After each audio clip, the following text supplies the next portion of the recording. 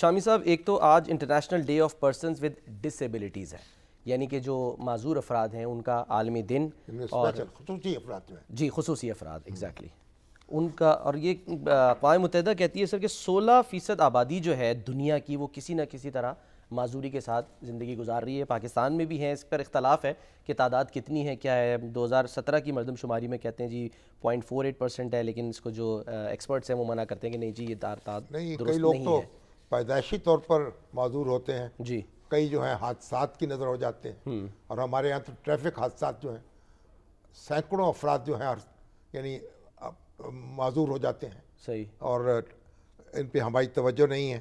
آج تو عالمی دن منا رہے ہیں نا۔ ہاں جی جنرل ضیاء الحق کی بیٹی جو تھیں، جی جی اب بھی حیات ہے ماشاءاللہ، تو وہ اسپیشل بچی تھیں، صحیح، ان کی وجہ سے انہوں نے بہت توجہ دی تھی ان افراد پر، اور ان کے لیے سہولتیں فراہم کی تھیں۔ اچھا آج بھی ایک مصطفیٰ علی ویٹ لفٹر ہیں، جی وہ یعنی پولیو کے مریض ہیں، اور گولڈ میڈلسٹ بھی ہیں، ویٹ لفٹنگ چیمپئن ہیں، اور نیشنل بائکر بھی ہیں، یعنی بائک پہ چڑھ کے کراچی سے کشمیر جا رہے ہیں۔ اچھا یہاں گورنر پنجاب سے ملاقات ہوئی، صحیح، انہوں نے کہا جی آگے پیٹرول کے پیسے ہم دیں گے آپ کو۔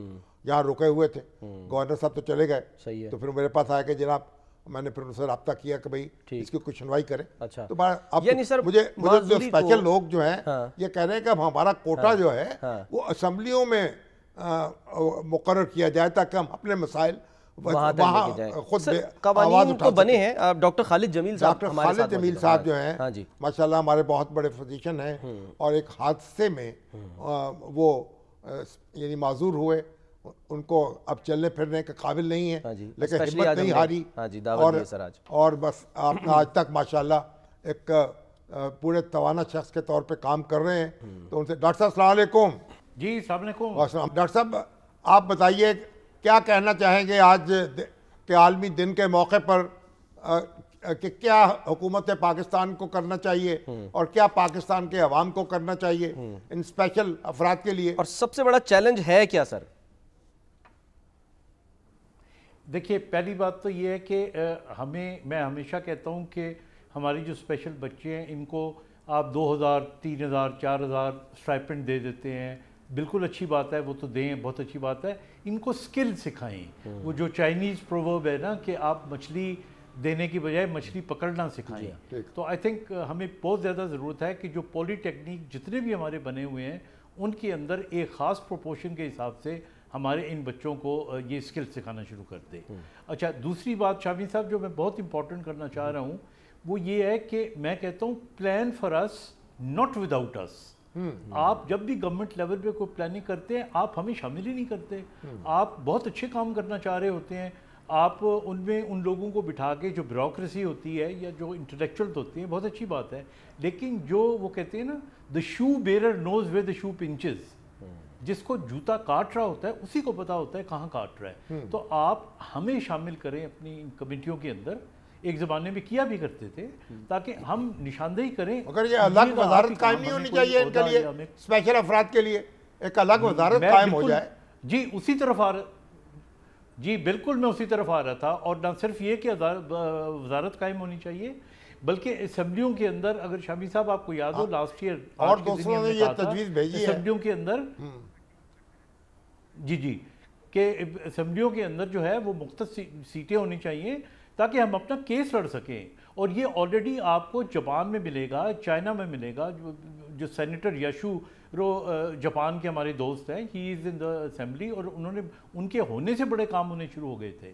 تو ہم اگر ان کے چہروں پہ ہمارے اسپیشل بچے تو کافی موجود ہیں اسمبلیوں میں، آج بھی موجود ہیں، ذہنی طور پہ شاید یہ کہا جاتا ہے۔ چلیے اچھا بارہ یہ بہت اچھی تجویز ہے یہ، اس پہ میرا خیال ہے کہ حکومت پاکستان کو اس طرف پہلی فرصت میں توجہ دینی چاہیے۔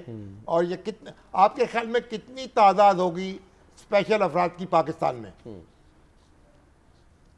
دیکھیے جو تو ایک سروے کے مطابق 10% of the population have one of the 4 disabilities, یعنی اگر 10% کے حساب سے بنائیں تو آپ دیکھ لیں 25 کروڑ کی آبادی کے اندر کتنے لاکھ اسپیشل اور مسلسل ہوتے چلے جاتے ہیں جو ہمارے ٹریفک کے حادثات ہیں. جی بالکل, ہاں مسلسل لوگوں کو یعنی متاثر کرتے چلے جا رہے ہیں, پارشلی ڈسیبل کر دیتے ہیں. بالکل, ہمارے یہاں معذوری بڑھنے کی شامی صاحب دو ہی وجوہات ہیں. ایک تو جو آپ نے فرمایا کہ ایکسیڈنٹ کی وجہ سے بہت زیادہ, اور دوسرا ہمارے یہاں جو پیدائشی بچوں کے اندر نقص پیدا ہوتے ہیں. کہیں پہ ہم ویکسینیشن کا پورا ہم اس کے خلاف ہو جاتے ہیں, اس کا پورا ہم وہ نہیں کرتے, پولیو کا حملے ہوتے ہیں لگواتے, اور پولیو پہ حملے ہوتے ہیں. تو یہ اس کی آگہی کے لیے تھوڑا سا آئی تھنک مسجد سے لے کے اور ممبر تک اور جی کام کرنے کی ضرورت ہے. ڈاکٹر صاحب معاشرتی رویوں کو بھی جو ہے وہ تھوڑا آپ کو لگتا ہے کہ تبدیل ہونا چاہیے, کرنا چاہیے عام لوگوں کو, کیونکہ ظاہر ہے کچھ نفسیاتی مسئلہ بھی ہوتا ہے, ظاہر ہے جو لوگ ہو جاتے ہیں, سب سے بڑا یہ ہے کہ ان کو اس نفسیاتی دباؤ سے بھی جو ہے وہ نکالا جائے پہلے. نہیں, I totally agree with you, because یہ دیکھیں, یہ میں اپنی مثال ہی دیتے ہوئے آپ کو سمجھاؤں. ایک دن, حالانکہ میں ایسی چیزوں کو مائنڈ نہیں کرتا, مجھے یاد ہے ایک دفعہ کوئی تلاش مجھے کرتا ہاسپٹل آ گیا, اور وہاں پہ انہیں سمجھ نہیں آ رہی تھی کہ کون سا ڈاکٹر ہے. تو وہاں پہ کوئی مالی بیٹھے ہوئے تھے, تو میں چونکہ ان کے ساتھ کافی مل جل رکھتا ہوں, تو کہنے لگے ہاں وہ ہمارا وہ نہیں, وہ جو لنگڑا ڈاکٹر, لنگا بادشاہ کابل کے اس نے. تو وہ میں نے سنا, تو خیر مجھے تو فرق نہیں پڑتا, لیکن یہ چیزیں جو ہوتی ہیں نا, عام لوگوں کو شاید جس کا ہاتھ نہیں ہے اس کو آپ ٹنڈا کہہ دیں, یا اب آپ دیکھیں پچھلے سال انفارچونیٹلی 2 سال پہلے میری ایک آنکھ ضائع ہو گئی ہے.